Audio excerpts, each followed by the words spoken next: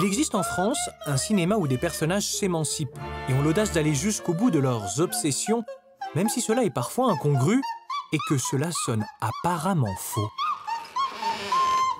Alors ça va, rentrer ou sortez, monsieur, mais laissez pas la porte ouverte, c'est insupportable. Les films de Xavier Giannoli sont des fresques en trompe-l'œil, qui ont la force de faire cohabiter le navrant et la beauté, le poétique et l'effrayant, pour questionner ce qu'est l'identité.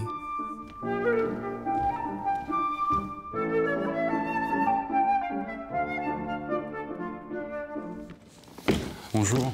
Bonjour Xavier Giannoli. Merci de répondre à notre invitation. Je la souhaitais au Théâtre de Jazet, sur le plateau, pour parler de votre nouveau film, Marguerite, parce qu'il est encore une fois question d'un personnage aux ambitions insensées, un personnage incarné par Catherine Fro, une fan de musique d'opéra qui s'est mis en tête de chanter devant un public. Alors, si vous deviez mettre en scène notre interview. Vous avez 2 caméras, vous avez des LM 400, des misares. Est-ce que vous voulez que l'interview se fasse sur pied? Dites-nous. La mise en scène, il faut que quelque chose soit écrit pour moi. Donc là, je serai... soyons simples. Je m'assieds en face de vous, voilà, et puis j'essaie de dire des choses intéressantes. Alors, quelle valeur de plan vous souhaitez pour, par exemple, pour cette caméra-là? Qu'est-ce que vous souhaitez comme valeur de plan? Classique, là. Oui. Voilà. Très bien. Et c'est là une direction pour cette caméra-là? C'est beau d'avoir cet endroit mythique quand même dans le champ. Voilà. D'accord. La lumière? Sobre. Voilà. Sobre. Ouais.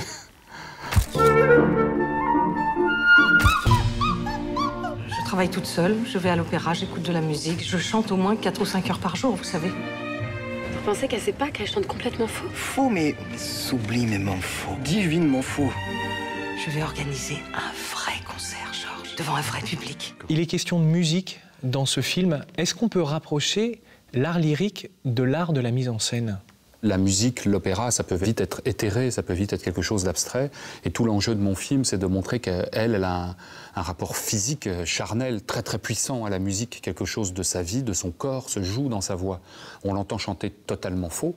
Et en même temps, on sent bien que les déraillements de sa voix, de sa gorge, sont aussi les déchirements de son cœur et de son corps, parce que c'est une femme délaissée. Et dans tout le film, il va y avoir ce rapport avec le rouge, où tout le film est dans des tons plutôt gris, et de temps en temps, il y avait un éclat de rouge. Ça va être le foulard avec lequel elle va comprendre que son mari la trompe, qui sera un foulard rouge. Ça va être son sang quand elle se déchire la voix. Ça va être son salon de musique qui est rouge. Et c'était une façon, sans qu'on ait à l'analyser, parce que c'est pas fait du tout pour ça. C'est fait pour avoir un rapport sensuel, le cinéma sensitif. C'était effectivement ces couleurs faites pour raconter quelque chose.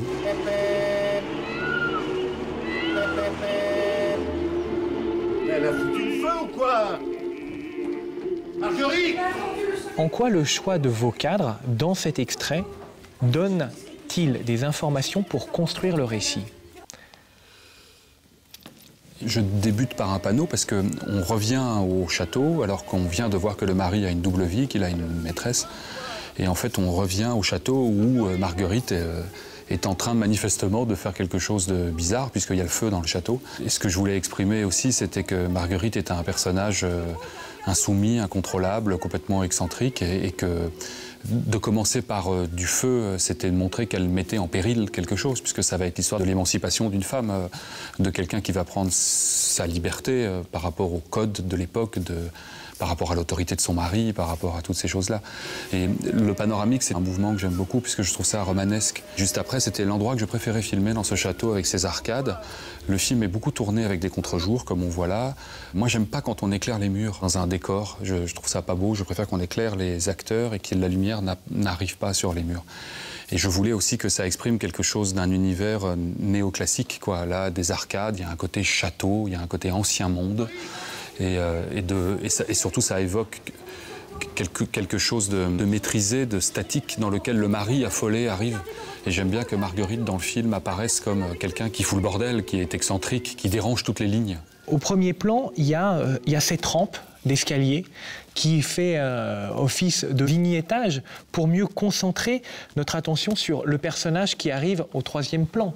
Oui, alors ça c'est quelque chose auquel moi je fais attention dans la mise en scène, c'est la profondeur de champ en fait. C'est faire qu'il n'y ait pas quelque chose de plaqué, de télévisuel, on pourrait dire, et qu'au contraire, il y a une profondeur dans l'image.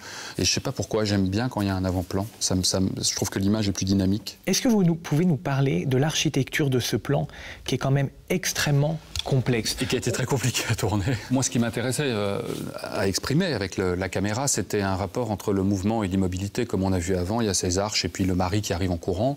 Et puis là, le mari est immobile maintenant, et Marguerite va passer. Et je voulais que Marguerite, dans le film, soit toujours un principe de mouvement, de dynamique et de surprise. Elle échappe à son mari. Là, on la voit habillée en Valkyrie, avec un casque, avec des plumes, une armure, voilà. Et c'est un personnage totalement excentrique. Et le mari est pris de court. Et je voulais aussi exprimer quelque chose de l'enfance. Ça me fait penser à quand j'arrive chez moi et que mon petit garçon est déguisé et qu'il y a plein de copains autour de lui.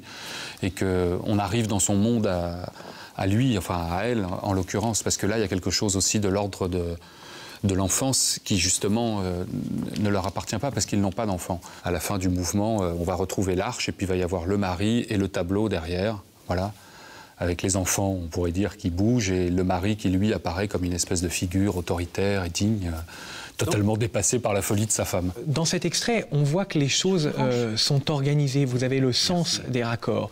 Alors le travail d'un metteur en scène, ça ne s'exerce pas seulement sur un plateau avec une caméra et des acteurs, ça s'exerce aussi au montage. Alors est-ce le tournage ou le montage qui est l'acte de vérité d'un film? J'écris mes films et quand j'écris, je pense énormément à la mise en scène et je commence déjà à faire des dessins. En fait, je dessine très très mal, c'est vraiment des monsieur patates, mais j'ai besoin de ces rapports de masse, j'ai besoin de mettre des mouvements, j'ai plein de couleurs et je pense déjà à mes raccords et en fait, je pense à des phrases cinématographiques et comment est-ce qu'elles vont avoir un rythme, comment elles vont dire quelque chose ou au contraire cacher quelque chose, comment un mouvement va exprimer quelque chose du secret de la scène ou des personnages. Très souvent, je pars des regards, puisque j'aime ma place de spectateur quand je sens dans un regard qu'il y a quelque chose qui n'a pas été dit. Et donc la caméra, j'aime beaucoup filmer les gens qui écoutent pour aller dans ce sens plutôt que les gens qui parlent. Bravo. Bravo. Et merci. Et bravo. Je fais attention à ce que un mouvement de caméra qui se voudrait maladroit ou qui se pense expressif va me déconcentrer de l'intensité de l'acteur.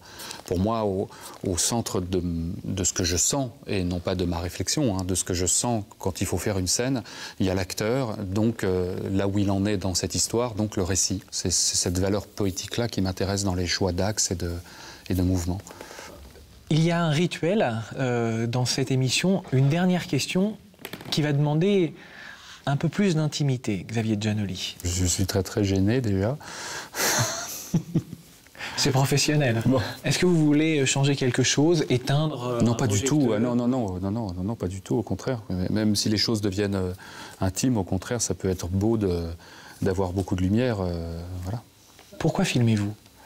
Ce que je cherche, c'est une forme d'abandon où je vais sentir je ne sais pas comment l'exprimer, je crois que c'est parce que je ne sais pas comment l'exprimer que justement je fais des films. Voilà.